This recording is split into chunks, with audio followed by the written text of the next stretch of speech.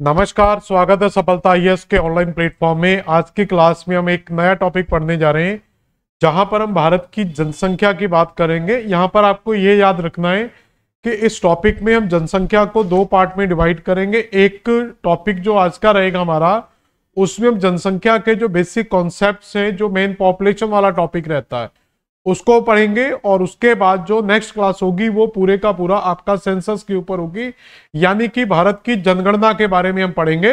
तो पहले जनसंख्या के जो मेन कैरेक्टरिस्टिक्स हैं उनके ऊपर बात करते हैं। तो पहला क्वेश्चन क्या है इसमें, तो सर हर्बर्ट रिसले द्वारा भारतीय प्रजातियों को कितने वर्गों में परिभाषित किया गया है, या ये कह सकते हैं वर्गीकृत किया गया है। तो भारतीय प्रजातियों की बात की जाए तो भारतीय प्रजातियों को हर्बर्ट रिसले के द्वारा आपका 7 पार्ट्स में डिवाइड किया गया है। कितने भाग में दोस्तों डिवाइड किया गया? 7 भागों में। तो ये 7 भाग कौन है? तो ये 1901 में। तो भारत की जो 1901 की जनगणना है, तो उस 1901 की जनगणना के ये अध्यक्ष भी रह चुके हैं और इनके द्वारा 7 वर्गों में विभाजित किया गया था। Indo Aryan, Dravidian, Mongoloid, Aryan Dravidian, Mongol Dravidian, south Dravidian और तुर्को ईरानियन। डॉक्टर गुहा ने भारतीय उपमहाद्वीप की जनसंख्या को मुख्य रूप से 6 जाति समूहों और 9 उपभागों में विभाजित किया था। तो गुहा के अनुसार आएगा तो 6 जाति और 9 उपभेद मिलेंगे। और सर हर्बर्ट रेसले के आधार पर देखेंगे तो यहाँ पर 7 भागों में जनसंख्या को विभाजित किया जाएगा। अगला क्वेश्चन क्या बेटा, भारत की जनगणना 2011 में नगरों को परिभाषित करने के लिए निम्नलिखित में से कौन से मापदंड को अपनाया गया था। आगे जाकर कुछ क्वेश्चन ऐसे आएंगे जहां पर यह बताया जाएगा कि जनसंख्या में नगरों को परिभाषित करने के मापदंड क्या होते हैं। इस क्वेश्चन में यह पूछा जा रहा है कि 2011 में किस मापदंड का उपयोग किया गया था। तो जनसंख्या वृद्धि, जनसंख्या घनत्व, जनसंख्या दर या यौन सेक्स रेशियो। तो इसमें जो यूज किया गया था वो जनसंख्या घनत्व का यूज किया गया था।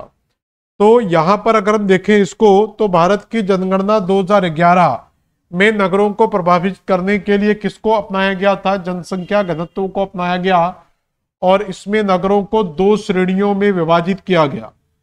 पहली श्रेणी में जहां नगर पालिकाएं, समिति, नगर पालिका, नगर निगम, कंटेनमेंट बोर्ड जैसे स्थानीय निकाय हों, उन्हें वैधानिक नगर की संज्ञा दी गई।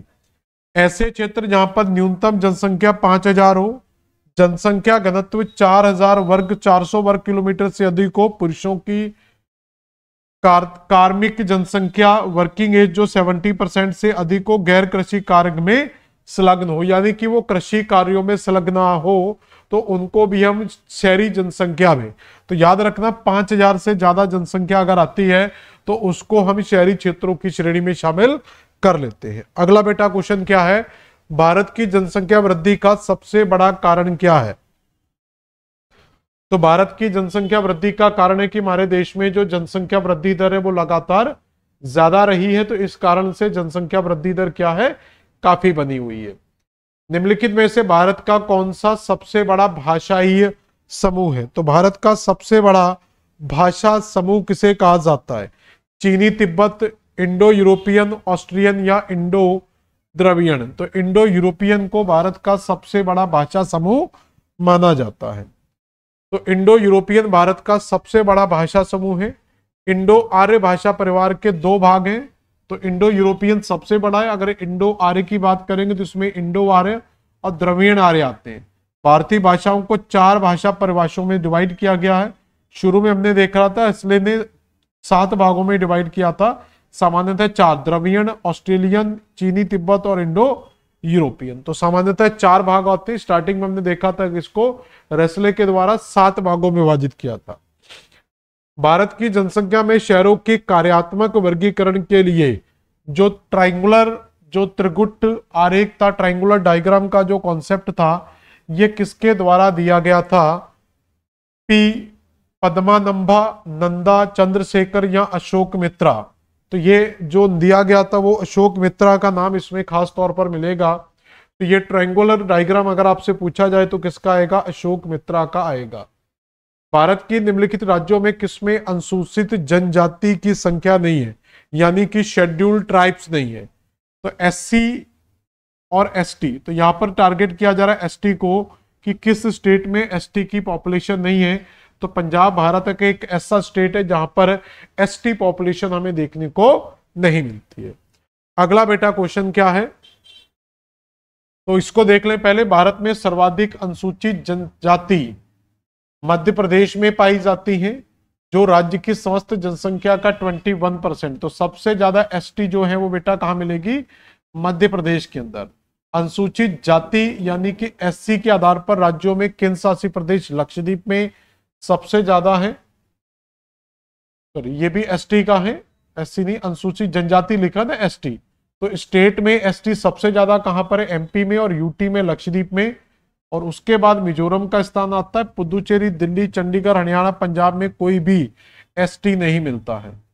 तो पांडिचेरी, दिल्ली, चंडीगढ़, हरियाणा, पंजाब यानी कि मोस्टली नॉर्थ इंडिया और एक आपका साउथ इंडिया की यूनियन टेरिटरी है, यहां पर एसटी पॉपुलेशन नहीं मिलती है। अगला क्वेश्चन क्या, which state has the highest percentage of scheduled caste but no scheduled tribe. तो ऐसा कौन सा राज्य है जहां पर एससी की पॉपुलेशन तो सबसे ज्यादा मिलती है लेकिन एसटी की पॉपुलेशन नहीं मिलती। तो यहां पर फिर आंसर आएगा आपका पंजाब का।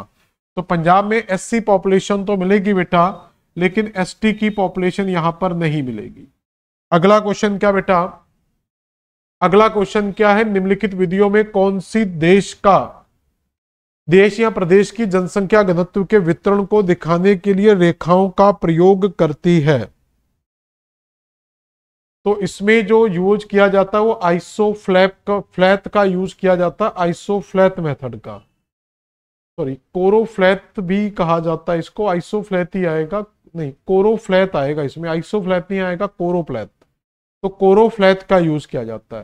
कोरोफ्लैट को वर्णमात्री या छाया विधि भी कहा जाता है। इस छाया विधि में किसी वस्तु का वितरण विभिन्न आभाओं पर प्रदर्शित किया जाता है, यथा धरातली, भूभाग, जनसंख्या वितरण तथा जनसंख्या घनत्व। तो खास इंपोर्टेंट नहीं है, तो खास तौर पर यह याद रखना किसके लिए यूज किया जाता है। अब कुछ यहाँ पर स्टेट दी हुई है, यानी कि उनकी कुछ जनजातियां दी हुई है, इन जनजातियों को आपको बताना है। जैसे खासी के बारे में हम खास तौर पर जानते हैं कि खासी जो जनजाति है ये आपकी मेघालय के अंदर मिलेगी। तो डी का 1 आएगा यहां से आंसर। तो ये दो आपके एलिमिनेट हो जाएंगे।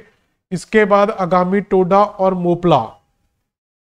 मोपला की अगर हम बात करेंगे तो मोपला ये आपको साउथ में केरल या तमिलनाडु में मिल जाएंगे, लेकिन आगामी की बात करेंगे, इसमें कंफ्यूज हो रहा है क्या हो सकता है। आगामी आपका नागालैंड में मिल सकता है ये, तो ये 4 हो सकता है यहाँ पर, बी बॉम्बे। मोपला जो है ये आपको तमिलनाडु के अंदर और टोडा आपको केरल में नीलगिरी क्षेत्र के अंदर मिल जाएगी। तो 1 4, सॉरी, तो इसका ए का 4 आ रहा है तो ए का 4 लगा देंगे। बी का 2 आ रहा है तो बी का 2 तमिलनाडु यहां पर जाएगा। तो आंसर आपका यहां से आएगा। एक मिनट, इसको दोबारा इरेज करके करते हैं कि सही आंसर क्या आएगा। तो ए को ही आएगा तो इसको दोबारा इरेज करके लगाते, ए आंसर यहां पर कर लेंगे। तो आगामी का 4 हो जाएगा। तो ये 4 आपको स्टार्टिंग में यहां मिल जाएगा, यहां मिल जाएगा। और इधर आप देखेंगे खासी मेघालय में मिलती है तो 1 यहां मिलेगा, लेकिन यहां नहीं मिलेगा। तो ये ऑलरेडी क्रॉस हो चुके थे। तो आंसर क्या आ जाएगा हमारा ए। तो आगामी जनजाति नागालैंड में है, बी का 2 आएगा। तो टोडा तमिलनाडु में, नीलगिरी क्षेत्र में, मोपला केरल के अंदर। ठीक है, आपने इतिहास में एक मोपला विद्रोह भी पढ़ा होगा, मोपला रिवोल्ट जो हुआ था, ठीक है ना, रियोट्स टाइप का, वो आपको इतिहास में मिल जाता है।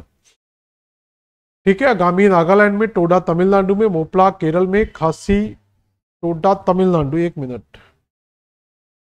अच्छा ठीक है, टोडा तमिलनाडु, मोपला केरल, सही आ रहा है। अगला है, नगरीय क्षेत्रों केंद्रों के पदानुक्रम निर्धारित करने का आधार क्या होता है। The hierarchy of the urban centres in determine on the basis of. तो किसी भी जगह की जनसंख्या को हम कब अर्बन जनसंख्या कहते हैं, तो वहां पर देखा जाता है कि वहां की पॉपुलेशन का साइज क्या है। अगर 5000 से ऊपर साइज आ रहा है पॉपुलेशन वहां की, अगर 5000 से ज्यादा आ रही तो उसको हम क्या है, नगरीय क्षेत्र में काउंट करते हैं। तो ए आंसर आपका सही हो जाएगा। बेटा अगला क्वेश्चन क्या है, तो पहले इसको लिख लें या इसको समझ लें एक बार कि ये क्या डिस्क्रिप्शन कह रहा है। सर्वप्रथम वॉल्थर क्रिस्टोलर महोदय ने जनसंख्या केंद्रों के केंद्रीय स्थल सिद्धांत को प्रस्तुत किया था। तो ये नाम याद रखना। नगरीय केंद्रों को प्रथम, द्वितीय, तृतीय, चतुर्थी, पंचम, षष्ठम पदानुक्रम में रखा गया, जो क्रमशः 1 लाख से अधिक, 50,000 से 1 लाख। तो पहला जो क्रम था वो 1 लाख से अधिक जनसंख्या वाले में आता है, दूसरे में 50,000 से 1 लाख, फिर 20,000 से 50,000, फिर 10,000 से 5,000। तो 5,000 से ऊपर हम स्टार्ट करते हैं जनसंख्या के नगरों को। आकार्य का संबंध नगरीय तथा ग्रामीण क्षेत्रों के निर्धारण से होता है। क्षेत्रफल तथा वृद्धि की दृष्टि से नगरीय केंद्रों का कोई संबंध नहीं होता है। तो सही आंसर आपका क्या आ जाएगा बेटा यहाँ पर? ठीक है, तो ए आंसर बिल्कुल सही आएगा।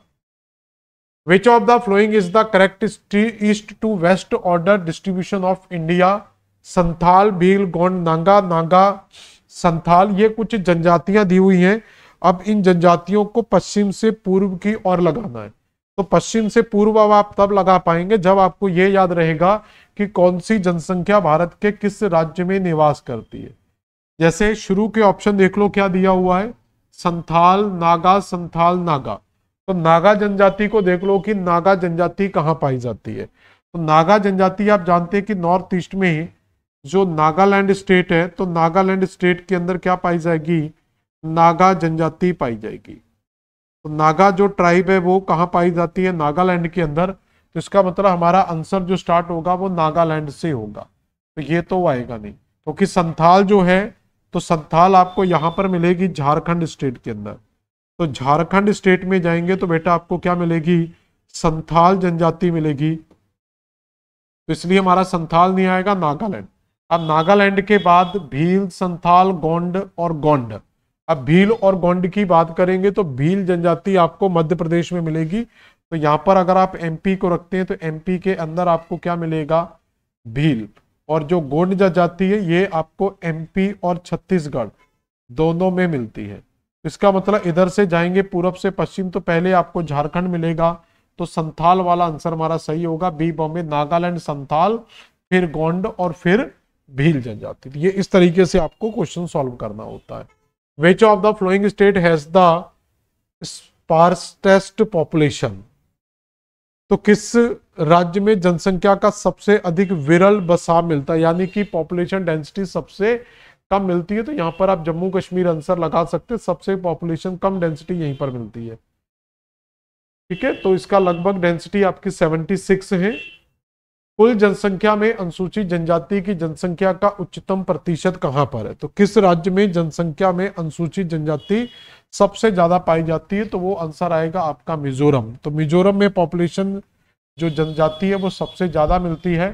प्रति इकाई कृषिक भूमि के संदर्भ में व्यक्त जनसंख्या को क्या कहा जाता है? Population expressed per unit of cultivated land is called. तो कायिक जनसंख्या, आर्थिक जनसंख्या, इकोनॉमिकल या एग्रीकल्चर। तो इसको आपको कहते हैं फिजियोलॉजिकल पॉपुलेशन, यानी कि एक कायिक जनसंख्या के नाम से इसको जाना जाता है। ठीक है, ये कायिक जनसंख्या को निकालने का फॉर्मूला है कि ऊपर कुल जनसंख्या लिखा जाएगा, नीचे कुल कृषि क्षेत्र आएगा, तो ये कायिक जनसंख्या आपकी निकल आएगी। Which year is the consider the demographic dividend? तो किसको जनसंख्या विभाजन का काल कहा जाता है?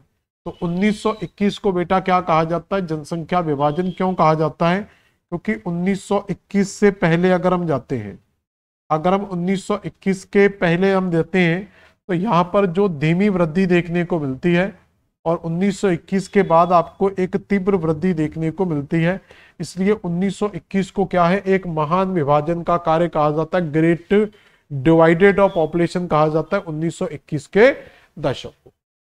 4 भागों में इसको डिवाइड किया जाता है। 1921 तक का जो काल है, यानी कि शुरू से 1921 तक का जो टाइम देखेंगे, ये जनसांख्यिकी की धीमी वृद्धि का काल कहा जाता है। तो इस काल के अंदर जो पॉपुलेशन ग्रोथ रेट है वो काफी कम रहती है। तो पॉपुलेशन ग्रोथ रेट काफी कम होगी यहाँ पर, मतलब पॉपुलेशन बढ़ेगी बहुत स्लो रेट के अंदर ये बढ़ेगी। जिसका कारण क्या होता है? यहाँ पर अगर बर्थ रेट ज्यादा है तो इस टाइम में बर्थ रेट ज्यादा होती है, तो डेथ रेट भी क्या है यहाँ पर? ज्यादा होगी। तो बर्थ रेट ज्यादा होने के कारण पॉपुलेशन में एक स्टेबिलिटी हमें देखने को मिलती है। पॉपुलेशन ज्यादा तो होती है लेकिन बहुत ज्यादा ग्रोथ रेट नहीं आती। उसके बाद तो ये 1921 तक रहता है। तो ये 1921 से पहले की कहानी है। 1921 के बाद जाते हैं 51 तक, तो जनसंख्या वृद्धि की उच्च वृद्धि की अवधि, क्योंकि यहां पर क्या होता है इस समय आकर कि जो हमारी बर्थ रेट थी वो कंटिन्यूटी बनी हुई थी, लेकिन डेथ रेट में थोड़ी सी क्या होती है, कमी आती है, जिसके कारण था हमारे यहाँ मेडिकल सर्विसेज अच्छी होने लगती हैं, तो इस कारण पॉपुलेशन ग्रोथ रेट क्या होता है, बहुत तेजी से ग्रो कर जाता है। तो ये आपका डिवीजन का काल कहलाता है। इसके बाद जनसंख्या विस्फोट की अवधि आती है, तो यहाँ पर जनसंख्या ब्लास्ट करती, बहुत तेजी से बढ़ती है। फिर धीमी वृद्धि के साथ जो वर्तमान कंडीशन चल रही है वो आपकी ये है कि जनसंख्या में वृद्धि तो हो रही है, लेकिन उसकी जो बढ़ने की ग्रोथ रेट है वो क्या है, कम हो चुकी है। अगला क्वेश्चन क्या बेटा, in which period did India experience negative population growth rate, तो किस टाइम पीरियड में इंडिया में निगेटिव ग्रोथ रेट आपको देखने को मिलती है। तो 1921 से पहले अगर हम जाएंगे तो उस समय मैंने क्या कहा कि यहां पर बर्थ रेट, अगर हम 1921 से पहले जाते हैं तो 1921 का पहला जो क्राइटेरिया था क्या था कि यहाँ पर जो बर्थ रेट है वो बर्थ रेट भी ज्यादा थी और जो हमारी डेथ रेट थी वो भी ज्यादा थी। लेकिन यहाँ पर क्या होता है कि जो 1911 से 21 तक का पर्टिकुलर टाइम आता है, 21 से 11 से 21 तक का जो पर्टिकुलर टाइम आता है, यहाँ पर बर्थ रेट तो हमारी कम रहती है, लेकिन उससे ज्यादा क्या हो जाती है, यहाँ पर डेथ रेट ज्यादा हो जाती है। तो उसको कहते हैं, तो जब बर्थ रेट कम और डेथ रेट बर्थ रेट ज्यादा और डेथ रेट कम हो जाए तो वहां पर क्या होता है, एक नेगेटिव पॉपुलेशन हमें देखने को मिलती है। तो भारत में जनसंख्या की नकारात्मक वृद्धि का काल 1911 से 21 मिलता है। 1901 से 1921 तक देश की जनसंख्या में धीमी गति से वृद्धि हुई। 21 से 51 तक देश की जनसंख्या स्थिर दर से बढ़ती रही। फिर 51 से 81 तक अत्यधिक तेजी से, मैं शुरू में बता चुका था आपको। विच ऑफ द, तो देखो दो तरीके की पॉपुलेशन बढ़ती है, एक होता है पॉजिटिव ग्रोथ रेट और एक होता है negative growth rate. Positive growth rate मतलब जब बर्थ रेट ज्यादा हो डेथ रेट कम हो तो उसको पॉजिटिव बोलेंगे, लेकिन जब बर्थ रेट कम और डेथ रेट ज्यादा हो जाए तो उसको हम क्या बोलते हैं, नेगेटिव ग्रोथ रेट के नाम से जाना जाता है। From the decade the India declare the population growth rate has been be continuously decline, मतलब ऐसा कौन सा समय है जब भारत की पॉपुलेशन रेट लगातार क्या थी, गिरती जा रही थी, लगातार ये पॉपुलेशन गिरती जा रही थी। तो ये 1971 से 81 तक का जो समय है, यानी कि हम जहां पर फेज इंटर कर चुके होंगे, तो इस फेज के अंदर तो 1971 से 81 यानी कि 1951 के बाद 51 से 81, तो 81 की 71 मतलब इस ट्रांजैक्शन के बीच में। तो यहां पर क्या होता है कि हमने जनसंख्या विस्फोट के बाद ग्रोथ रेट को क्या किया था, थोड़ा सा कंट्रोल किया था। तो इसका आंसर आ जाएगा 1971 से 81। निम्न आयु में जनसंख्या के आकार से देशों का बड़ा होता है। तो निम्न आयु समूह में जनसंख्या का आकार उन देशों में बड़ा होता है जहां पर जन्म दर अधिक होती है। तो बर्थ रेट अधिक होगी तो जो पॉपुलेशन एज एरिया है वो क्या होगा, हमारा ज्यादा होगा। तो पॉपुलेशन एज एरिया क्या हो जाएगा, यहां पर ज्यादा हो जाएगा। तो सही आंसर क्या निकल कर आएगा हमारा, बी बॉम्बे। तो निम्न आयु में जनसंख्या के आकार उन देशों में बड़ा होता है जहां पर जन्म दर उच्च होती है। मुख्य रूप से उच्च जन्म दर को किसी जनसंख्या की विभिन्न आयु वर्गों में लोगों के अनुक्रम को प्रभावित करती है। अधिकांशतः जन्म दर उच्च उन देशों में पाई जाती है जहां पर शिक्षा की कमी होती है, रोजगार के साधनों में कमी होती है, और विकासशील देशों में यह स्थिति प्रधान रूप से पाई जाती है। यानी कि डेवलपिंग फेज जो कंट्री है वहां पर यह प्रॉब्लम सबसे ज्यादा आती है। The stage of the rapid population growth in the India accurate during which of the flowing period. तो भारतीय जनसंख्या में तीव्र वृद्धि के चरण को निम्नलिखित में से किस काल अवधि में देखा जाता है। तो इसका आंसर आता है, तो हम देखे थे 1921 के बाद का जो टर्म है, तो 1921 से पहले ग्रोथ रेट शुरू थी, 1921 के बाद ग्रोथ रेट क्या होगी हमारी, काफी तेजी से स्पीड से बढ़ेगी। तो ये जो समय है 1951 के बाद 21 के बाद का, ये हमारा तेजी से जनसंख्या वृद्धि का काल माना जाता है। भारत की जनगणना के अनुसार किसी क्षेत्र को शहरी क्षेत्र कहलाने के लिए कौन से गुण होने चाहिए। कोई भी स्थान जिसके पास नगर पालिका, निगम, छावनी, अधिसूचनी कस्बा हो, उसको हम शामिल कर सकते हैं।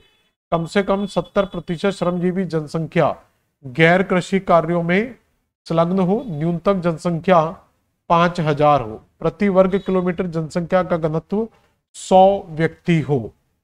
तो इसका एक बार डिस्क्रिप्शन देख लेते हैं। तो जनसंख्या के अनुसार किसी क्षेत्र की जनसंख्या कहलाने के लिए गुण होने चाहिए 75% श्रमजीवी जनसंख्या गैर कृषि कार्यों में संलग्न हो, और ये 5000 भी दिया हुआ, बाकी के तीनों डेफिनेशन हमारी आ रही है।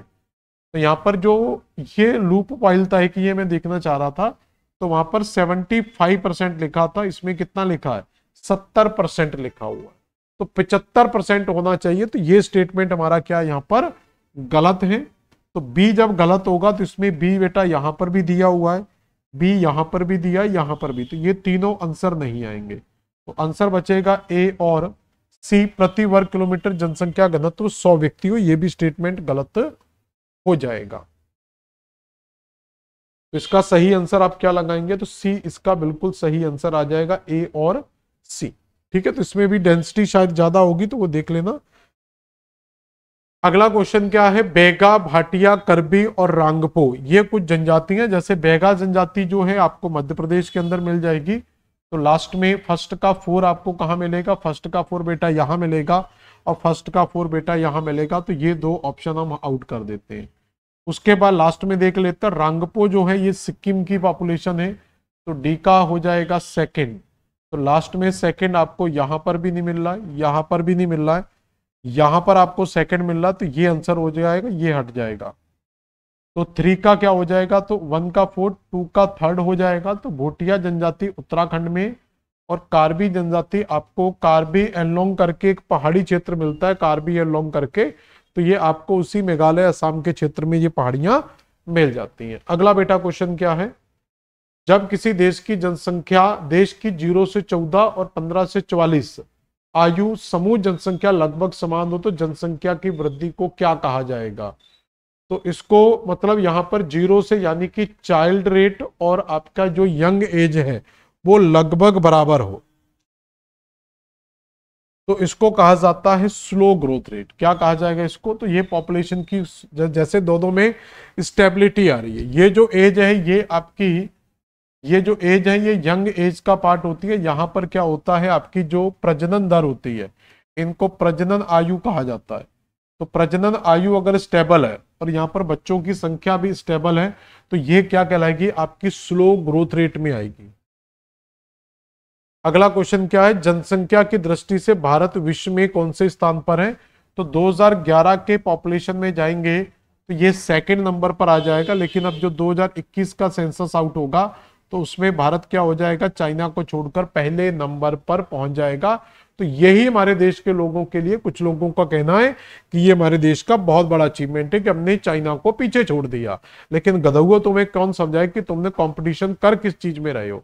तो तुम कंपटीशन कर किस चीज में रहे हो कि हमने पॉपुलेशन में चाइना को पीछे छोड़ दिया। तो हमारे देश के लोगों का बच्चों को जन्म देना ही क्या माना जाता है, डेवलपमेंट ही जाना जा रहा है। उनको सिर्फ ये दिख रहा है कि हमने चाइना को पीछे छोड़ दिया, लेकिन किस चीज में छोड़ा है कोई मतलब नहीं। नंबर 1 आगे इतना बहुत है। अगला है, भारत के निम्नलिखित मापदंडों में कौन सा शहर की परिभाषा के हाल के दशकों में अलग अलग जनगणना में अलग अलग लागू किया गया था।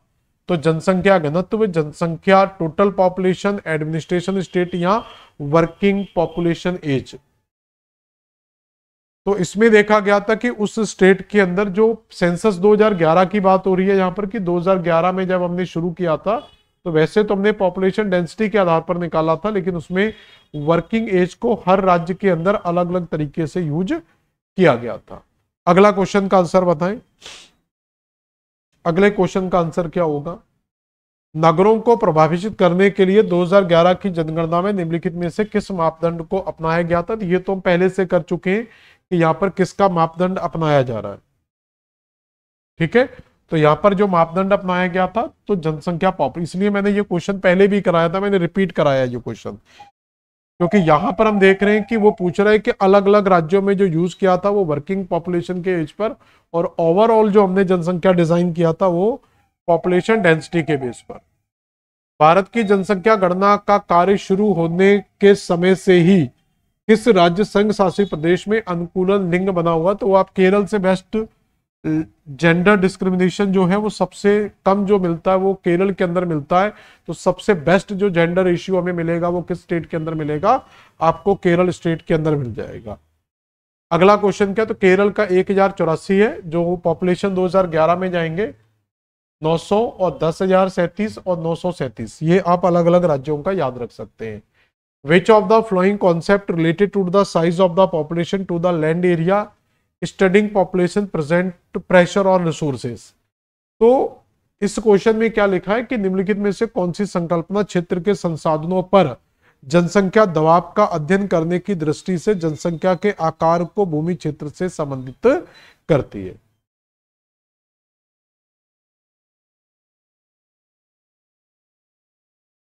तो बताएं इसका सही आंसर क्या होगा?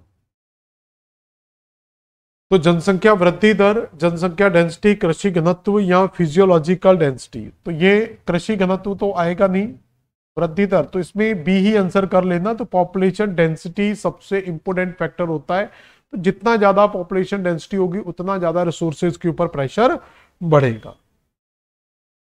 राष्ट्रीय जनसंख्या नीति का दीर्घकालिक उद्देश्य किस वर्ष तक पूरा करने का स्थिर जनसंख्या प्राप्त करने का टारगेट था? तो 2045। तो 2045 तक हमारे देश का टारगेट था कि हम जनसंख्या को एक स्थिर पोजीशन में लेकर जाएंगे। अगला क्वेश्चन क्या है? Who is the author of the people of India? तो पीपल ऑफ इंडिया जो बुक थी, जो शुरू में हमने देखा था कि 7 भागों में भाषाई आधार पर विभाजित किया था, तो सर हर्बर्ट रिस्ले की ये बुक है पीपल्स ऑफ इंडिया। क्लियर हो गया? ठीक है। 1901 में जो जनगणना के आयुक्त भी रहे हैं। अब ये क्वेश्चन है, भारत के गरीबी के संदर्भ में कौन सा कथन सही नहीं है? तो गरीबी के संदर्भ में कौन सा कथन सही नहीं है, इस चीज को समझते हैं। तो सही आंसर क्या आएगा? तो तीव्र जनसंख्या वृद्धि गरीबी का एक कारण है, बिल्कुल सही है। भारत सरकार ने लोगों को खाद्य सुरक्षा देने के लिए पीडीएस सिस्टम लागू किया गया, ये स्टेटमेंट भी सही है। अब पहला और दूसरा सही है, तो क्या पूछा कौन सा सही? जिसमें पहला दूसरा दिया होगा वो सही है। तो इसमें केवल 3 दिया, तो ये तो आंसर नहीं आएगा। इसमें 2 और 3 दिया है, तो पहला नहीं दिया, तो ये भी आंसर नहीं आएगा। या तो 1 2 होगा या फिर 1 2 3 होगा। 3 को देख लेते, गरीबी उन्मूलन हेतु 2001 में एकीकृत ग्रामीण विकास कार्यक्रम IRD चलाया गया था। तो एकीकृत जो ग्रामीण विकास कार्यक्रम है ये आपका 1976 और 1977 में, तो 1976 और 1977 के बीच में ये चलाया गया था।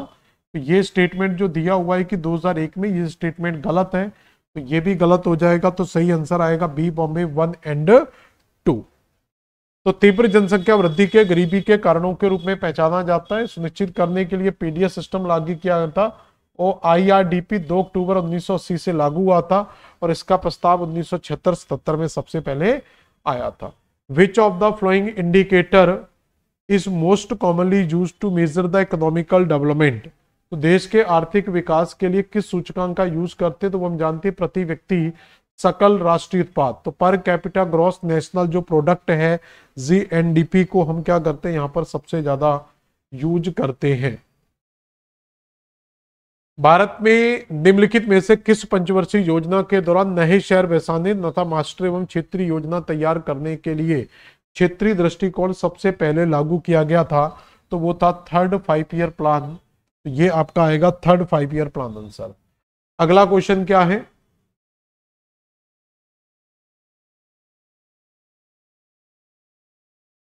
नेक्स्ट क्वेश्चन क्या है? लघु और मध्यम आकार के शहरों के विकास में तेजी लाने के लिए लघु एवं मध्यम विकास शहरों में समेकित विकास योजना किस पंचवर्षीय योजना में शुरू की गई थी? तो ये 6ठी पंचवर्षीय योजना में, ये इकोनॉमी का चैप्टर आप पढ़ोगे तो उसमें आपको पूरी की पूरी ये 5 ईयर प्लान आ जाते हैं। तो उसमें केवल आपको पॉपुलेशन वाला डेटा याद रखना होता है। Which of the flowing demographic indicator present the population growth rate? तो अभी जो वर्तमान में हमारी ग्रोथ रेट है तो वो किस तरीके से चल रही है या किस तरीके का आपको सिनेरियो देखने को मिलता है? तो यहां पर क्या होता है कि एक तो ये देखा जाता है कि नेचुरल जो रेट है वो क्या है और उस देश में माइग्रेशन क्या है। तो कुल मिला के कहने का मतलब कौन सा जनसांख्यिकी मानदंड जनसंख्या वृद्धि को दर्शाता है, तो किन कारणों से जनसंख्या वृद्धि होती है। तो जनसंख्या वृद्धि होने का पहला तो कारण ये हो सकता है कि बर्थ रेट ज्यादा हो, और दूसरा उस देश के अंदर माइग्रेशन ज्यादा हो। तो प्राकृतिक परिवर्तन, अशोधित जन्मदर, natural change in the crude birth rate. तो नेचुरल जो पॉपुलेशन होती है कि प्राकृतिक रूप से जन्म दर और मृत्यु दर, तो प्राकृतिक रूप से जो जन्म दर और मृत्यु दर का डाटा आता है उसी को क्या बोला जाता है, नेचुरल चेंजेस बोला जाता है। तो यहाँ पर भी नेचुरल चेंज, लेकिन नेचुरल चेंज के साथ अगर माइग्रेशन हो जाए, यानी कि उसमें जैसे कोई शहर है तो शहर के अंदर एक क्या हो रहा है, नेचुरल चेंज हो रहा है। दूसरा यहाँ पर सिटी के अंदर विलेज से, तो विलेज से बहुत सारे लोग यहाँ पर प्रवास कर रहे हैं, तो इसकी ग्रोथ रेट क्या हो जाएगी, अपने आप बढ़ जाएगी। तो ये दो कारण माने जाते हैं। तो बी आंसर आप लगा लेना। अगला जो क्वेश्चन है वो है कोहार्ट निर्भरता अनुपात, जनसंख्या पिरामिड या कुल प्रजनन दर। तो सबसे अच्छा मुझे लग रहा है कि आप टोटल फर्टिलिटी रेट के बारे में जानते हैं। तो इसमें मतलब क्या होता है, उत्पादक जनसंख्या का मापन, उम्र और लिंग संरचना विशेष में जुड़ा जनसंख्या समूह प्रति महिला। तो उत्पादक जनसंख्या का मापन, तो कुल प्रजनन दर का मतलब यहां पर क्या हो जाता है,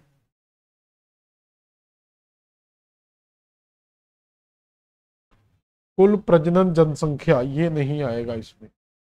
तो कुल प्रजनन जनसंख्या में ये आ जाएगा कि प्रति महिला औसत बच्चों की संख्या कितनी, यानी कि महिला एवरेज कितने बच्चों को जन्म देती है, वो उसकी क्या कहलाती है, एक प्रोडक्टिविटी कहलाती है।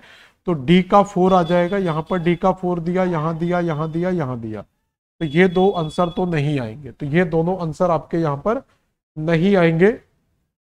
अब दिया है डिपेंडेंसी रेशियो, जनसंख्या पिरामिड और कोहार्ट।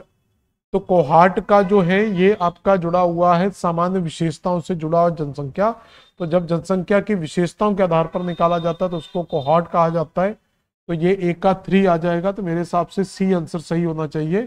तो इसके बाद फर्स्ट आएगा निर्भरता अनुपात, डिपेंडेंसी रेशियो का मतलब क्या हो जाता है, उम्र और लिंग संरचना का ग्राफिक चित्रण। तो यानी कि जब एज और जेंडर के हिसाब से जनसंख्या बढ़ने लगती है तो उसको क्या कहलाते हैं, एक डिपेंडेंट्री पॉपुलेशन कहा जाता है। तो जनसंख्या के पिरामिड का मतलब हो जाएगा यहाँ पर वो प्रोडक्टिविटी पॉपुलेशन का मापन करता है। तो सी आंसर आपका बेटा बिल्कुल सही होगा। अगला क्वेश्चन हमारा क्या होगा उसको देखते हैं। अगला क्वेश्चन क्या है, which of the following are the characteristics of the normal Nordic rate in India.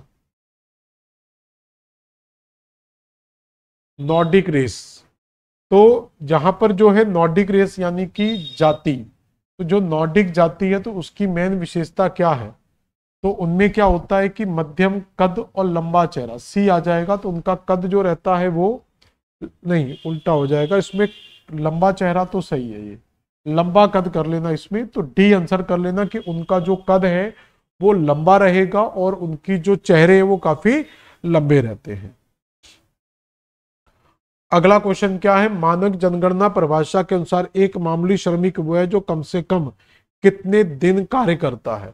तो किसी भी वर्कर्स को डिफाइन करने के लिए पॉपुलेशन में दिया गया है कि अगर कोई व्यक्ति कम से कम 183 दिन से कम करता है काम, तो उसको हम क्या बोलते हैं, एक श्रमिक की कैटेगरी में काउंट करते हैं। क्लियर हो गया।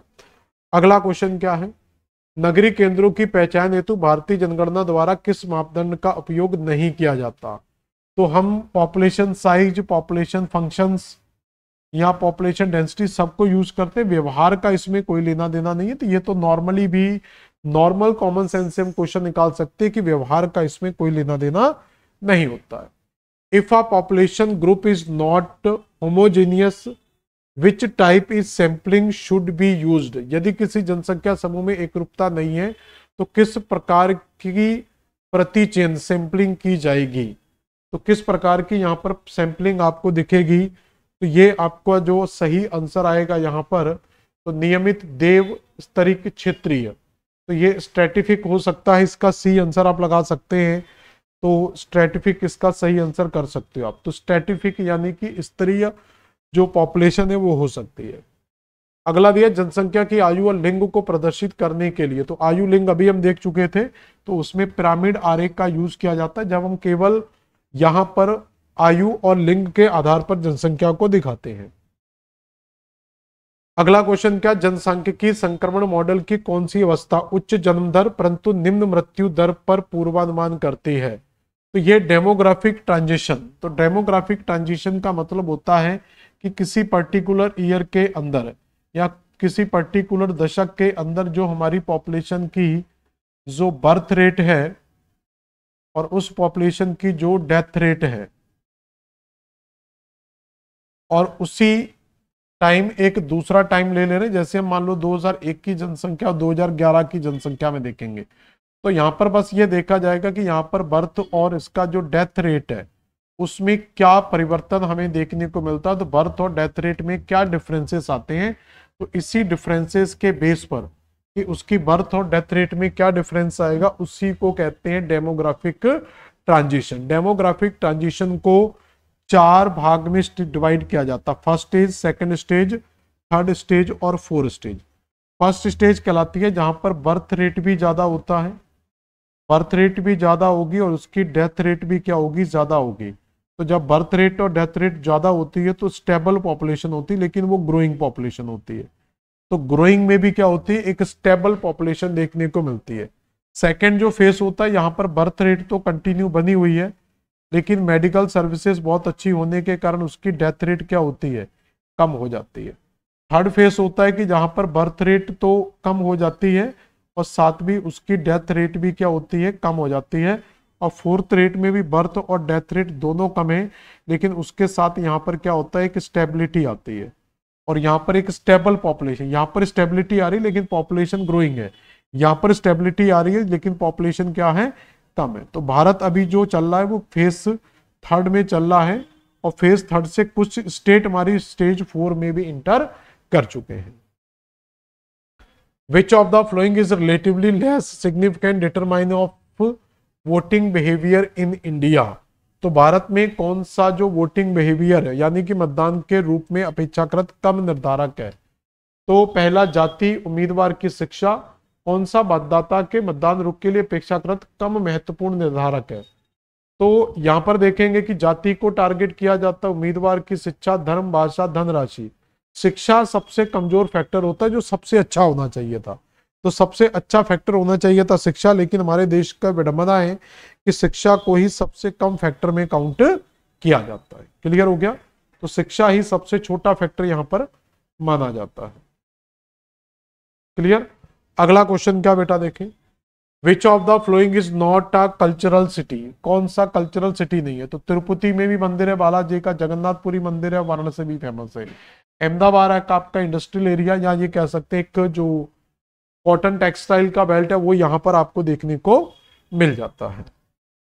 अगला क्वेश्चन है, बड़े नगरों की वृद्धि प्राकृतिक के बजाय प्रवचन से बढ़ती है, यानी कि जो बड़े शहरों में जो ग्रोथ रेट होती है वो नेचुरल तरीके से बढ़ने की बजाय वहां पर जो माइग्रेशन है उसके कारण बढ़ती है। बड़े नगरों की वृद्धि ग्रामीण नगरी अंतर प्रवास से अधिक होती है। तो ये दोनों ही स्टेटमेंट सही है, मैं यहां पर एक्सप्लेन कर दे रहा हूं क्या है। तो ये मान लो कि कोई एक शहर का एरिया है और इसकी क्या होगी, एक नेचुरल ग्रोथ रेट होगी।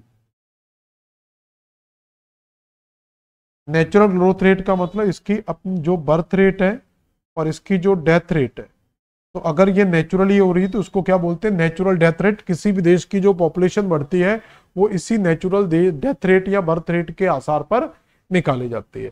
लेकिन दूसरा क्या होता है कि अगर हम किसी रूरल एरिया या किसी गांव की बात कर लें तो ज्यादातर क्या होता है, माइग्रेशन जो होता है वो गांव से शहर की तरफ होता है, इसलिए इसको क्या बोला जाता है, रूरल अर्बन माइग्रेशन। तो इसका कारण क्या होता है कि क्यों व्यक्ति, अब इससे क्या होगा कि जब ये पॉपुलेशन यहाँ पर बढ़ेगी तो यहाँ पर नेचुरल डेथ रेट तो चल ही रही थी, लेकिन यहाँ पर क्या हो गया, साथ में प्रवास हो गया, माइग्रेशन हो रहा है, तो इस कारण से शहर की पॉपुलेशन क्या होती है, तो शहर में जो जनसंख्या ज्यादा होती है वो उसकी अपनी जनसंख्या नहीं होती, यानी कि उस शहर की नेचुरल बर्थ रेट और डेथ रेट नहीं है, वहां पर अन्य लोगों के आने के कारण वहां पर पॉपुलेशन क्या होती है, बढ़ जाती है। और दूसरा यहाँ पर प्रवास के कारण क्या होते हैं, तो यहाँ पर कुछ पुश फैक्टर होते हैं। पुश फैक्टर का मतलब होता है ऐसे फैक्टर जो आपको यहां से इस क्षेत्र में जाने के लिए मजबूर करते हैं, और कुछ होते हैं पुल फैक्टर। तो पुल फैक्टर मतलब ऐसे फैक्टर जो उस क्षेत्र की ओर आपको आकर्षित करते हैं। जैसे मान लो कि आप अपने क्षेत्र से डिसाइड करते हैं कि हमें पढ़ाई करने के लिए दिल्ली जाना चाहिए या आपको इंदौर जाना चाहिए, तो आपको जाना क्यों चाहिए? क्योंकि आपके शहर या आपके गांव में उचित व्यवस्थाएं नहीं है, तो वो आपको क्या कर रहा है, पुश कर रहा है जाने के लिए, बेटा यहां से निकलो। अब निकलकर कहां जाना है, तो जिस पैनल को, जिस स्टेट को या जिस डिस्ट्रिक्ट को हम डिसाइड करते हैं वो वहां का पुल फैक्टर कहलाता है। तो हम डिसाइड करेंगे कि हमें दिल्ली जाना चाहिए, इंदौर जाना चाहिए, तो जो हमें ज्यादा अट्रैक्ट करेगा, जो हमारे लिए ज्यादा बेनिफिट होगा, वो आपका क्या कहलाएगा, पुल फैक्टर कहलाएगा। तो इसमें मेन कारण होता है पुल और पुश फैक्टर। भारतीय नगरों की एक सामान्य विशेषता है उच्च यौन अनुपात, निम्न यौन अनुपात, संतुलित यौन अनुपात या स्थिर यौन अनुपात।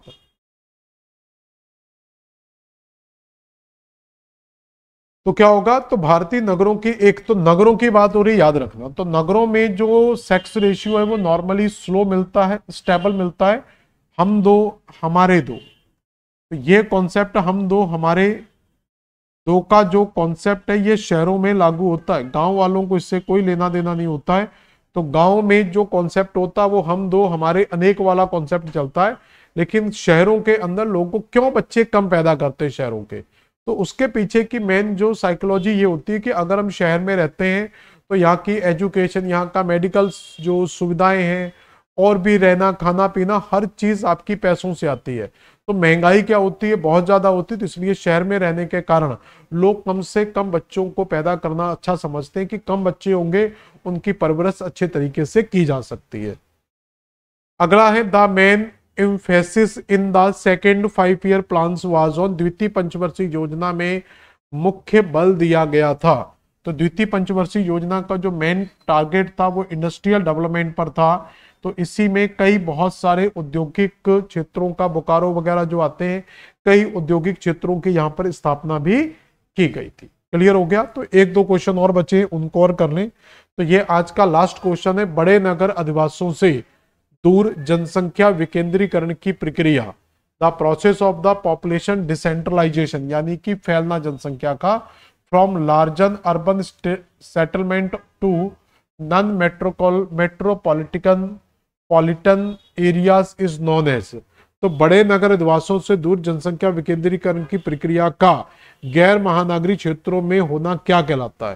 तो यानी कि जो पॉपुलेशन ग्रोथ हो रही है शहरों में वो मेन सिटी के अंदर नहीं, यानी कि शहर के बाहर के जो गैर शहर हैं वहां पर ज्यादा होती है। तो इस प्रक्रिया को काउंटर अर्बनाइजेशन कहा जाता है। क्या कहा जाता है? प्रति नगरीकरण, यानी कि काउंटर माइग्रेशन के नाम से जाना जाता है। तो ये था बेटा आज की क्लास का आपका टॉपिक, जिसके अंदर आज हमने केवल जो पढ़ा है, कंफ्यूजन नहीं होना है। आप कहेंगे सर ने सेंसस नहीं पढ़ाया है, तो आज की क्लास में हमने पॉपुलेशन के जो मेन कॉन्सेप्ट हैं वो केवल पढ़े हैं।